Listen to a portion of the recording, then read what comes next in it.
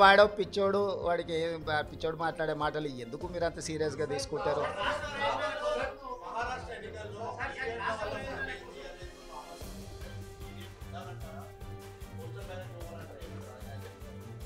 నేను ముఖ్యమంత్రి కాదు, కాంగ్రెస్ పార్టీ విధానమే ఈవీఎం కాదు, బ్యాలెట్ మీద ఎన్నికలు పోవాలని కాంగ్రెస్ పార్టీ విధానము. కాంగ్రెస్ పార్టీ కార్యకర్త నుంచి ఏఐసిసి అధ్యక్షుడు వరకు ఈ దేశంలో జరిగే ఎన్నికలు బ్యాలెట్ పేపర్ ద్వారా జరగాలనేది మా పార్టీ విధానము.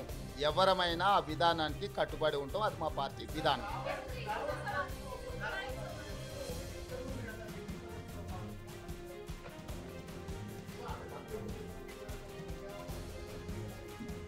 నువ్వేమేమి శాఖలు ఇచ్చినావు, ఎవరికి ఇచ్చినావు ఫస్ట్ అది చెప్పు.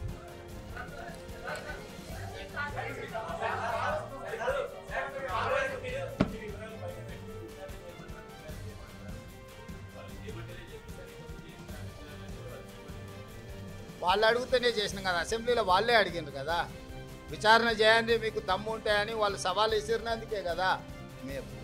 సాగునీటి పారుదల దాంట్లో వాళ్ళే సవాల్ విసిరిండ్రు, దీంట్లో వాళ్ళే సవాల్ విసిరిండ్రు, విద్యుత్ దాంట్లో.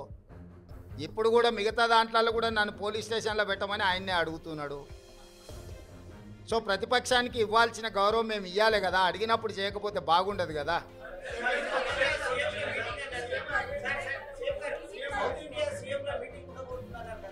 ఇప్పటికాడికైతే దీనికి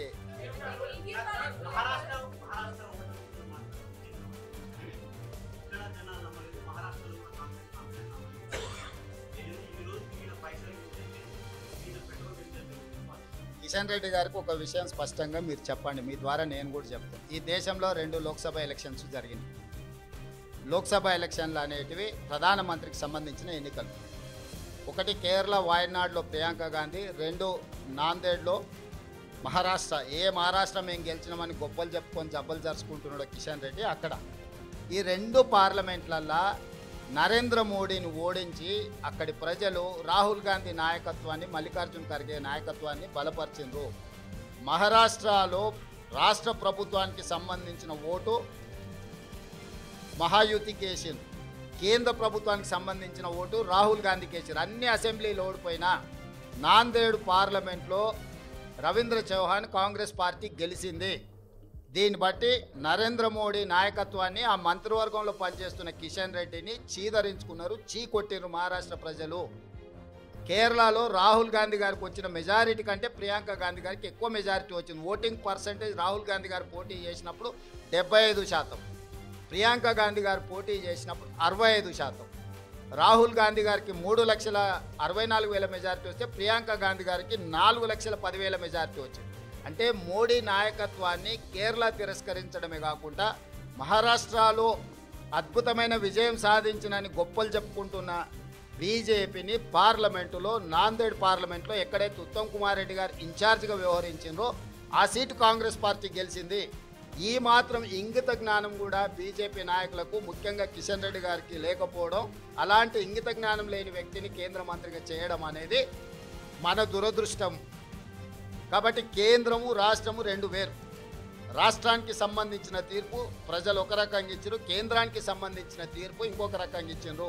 కర్ణాటకలో 3 అసెంబ్లీ ఎన్నికలు జరిగితే 3 బీజేపీ అత్తా లేదు పత్తా లేదు కాంగ్రెస్ పార్టీ గెలిచింది. వెస్ట్ బెంగాల్లో 6 అసెంబ్లీలు జరిగితే ఒక్క సీట్లో కూడా నాకు తెలిసినంత వరకు బీజేపీకి డిపాజిట్ కూడా రాలేదు, ప్రతిపక్ష పార్టీలు గెలిచినాయి. ఈ రకంగా దేశంలో ఏ కొనను చూసినా మోడీ నాయకత్వాన్ని తిరస్కరించిన విషయాన్ని కప్పిపుచ్చుకోవడానికి మహారాష్ట్రలో మీ ప్రభుత్వం ఉంది, మీ ప్రభుత్వం ఏర్పడ్డది. జార్ఖండ్లో మా ప్రభుత్వం ఉంది, మా ప్రభుత్వం ఏర్పడ్డది. మహారాష్ట్రలో మీకు కొన్ని సీట్లు పెరిగినాయి, జార్ఖండ్లో మాకు కొన్ని సీట్లు పెరిగినాయి. ఇందులో ఏంది గొప్ప, ఏంది వాళ్ళు సాధించింది? ఎందుకు సంబరాలు చేసుకుంటారో నాకైతే అర్థం కాలే.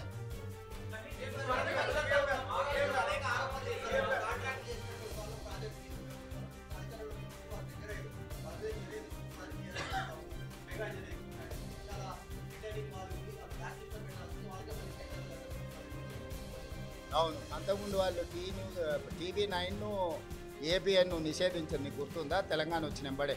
ఇప్పుడు ఏం చేద్దాం చెప్పు. ప్రజాస్వామ్యంలో ప్రతిదానికి ఒక విధానం ఉంటుంది. వాడోడో ఎల్లయ్య పుల్లయ్య బోడిగాడు ఏదో చెప్పిండని చెప్పి అట్లా వ్యవహరించదు ప్రభుత్వం. ప్రభుత్వం ఏది వ్యవహరించాలన్నా రాజ్యాంగ పరిధికి లోబడే వ్యవహరిస్తుంది. ఇవాళ విచారణ వచ్చిన దానికి విచారణ ఎదుర్కోకుండా ఏందేందో వాదనలు తీసుకొస్తారు. ఒకటి పిచ్చిగా ఒకటి క్లారిటీ పెట్టుకో, సైకో రామ్ అంటే తెలుసు కదా, అంతే. ఇక ఆయన పరిస్థితి ఆయనకే అర్థం కావట్లేదు. ఆయన పక్కలో ఉన్న వాళ్ళే పక్కకు వచ్చి ఫోన్ చేస్తారు, అన్న ఇది పిచ్చిలేసినట్టుంది, ఏందేదో మాట్లాడుతుండు. కాబట్టి ఇప్పటి నుంచి సైకో రామ్ అని ఫిక్స్ అయిపో. Thank you.